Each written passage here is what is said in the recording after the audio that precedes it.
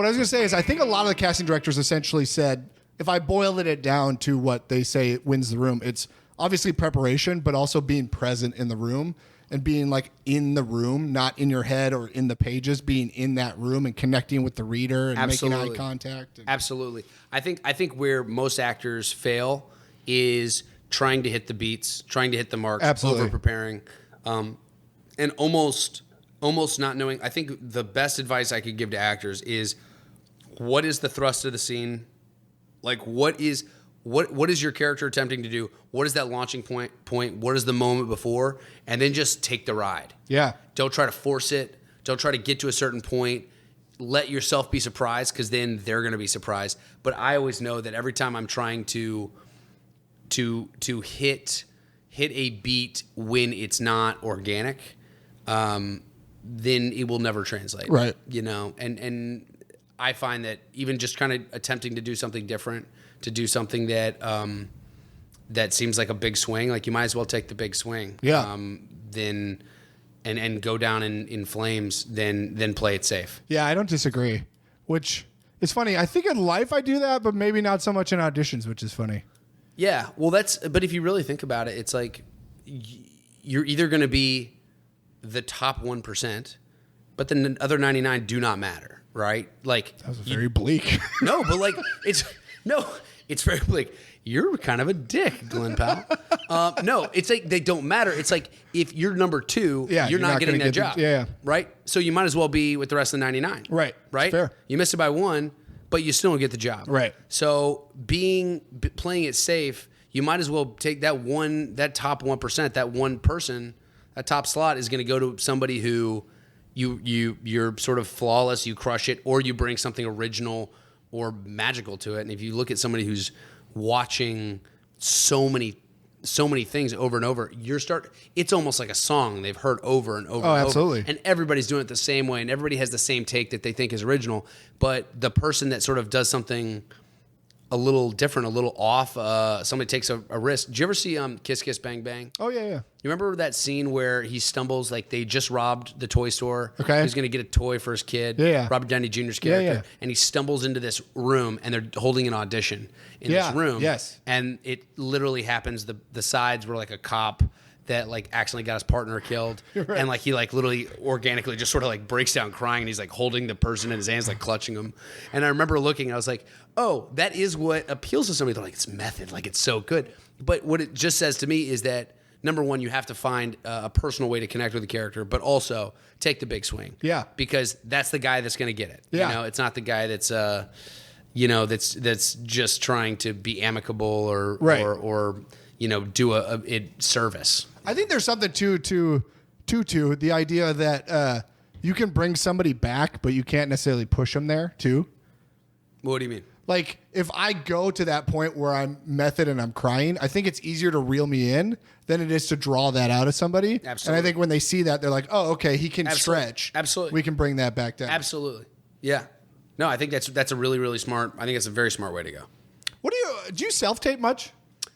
Does that happen for you at all? I used to quite a bit. I never enjoyed self-tapes because I don't think that you sort of have the same magic. I agree. But that's because we're charismatic in the room, I like to think.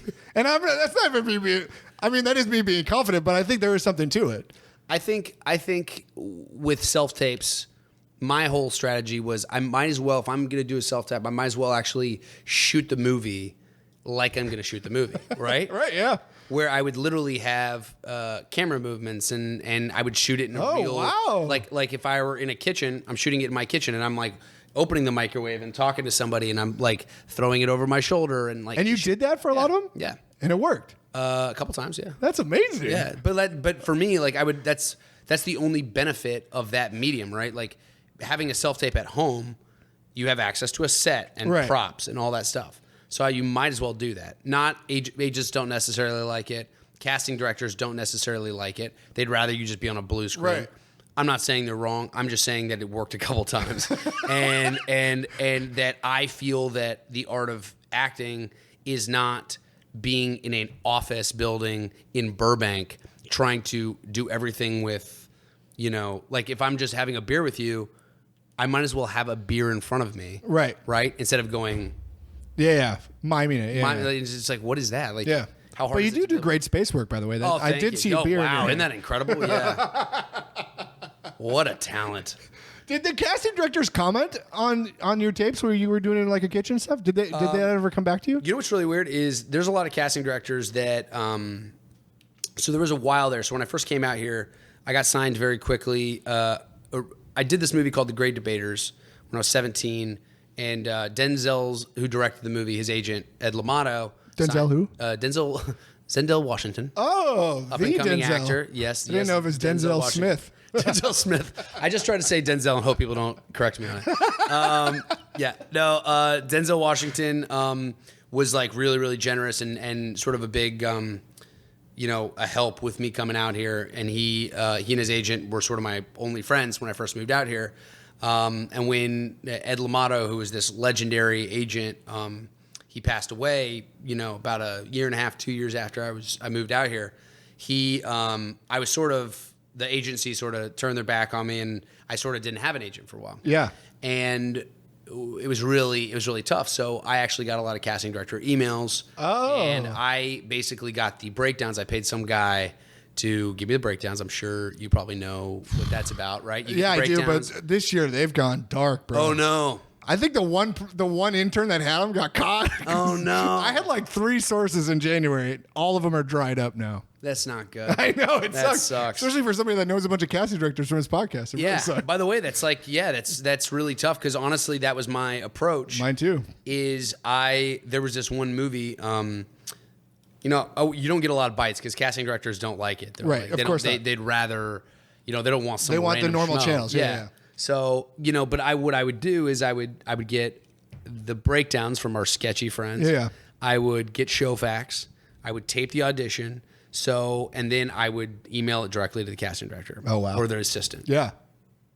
And I would do that pretty much every day for a couple years. Good for you. Just plugging away, trying to get something. And that's great reps too. Absolutely. Like repetition wise. Yeah. No reps. Not reprecation. Yeah, repetition. Yeah. And then it did come about that there was a movie called Flight, the one that Denzel did, that I basically sent it to the casting director, but also sent it to Denzel. and the process kind of kept going on. I didn't really hear much. But then I found out it was like basically between me and another guy. Oh, wow. And so like I was unrepresented. like nobody knew. And everybody was like, wait, it was a pretty good role. And there was like, who is this guy? So it ended up sort of working out in my favor there.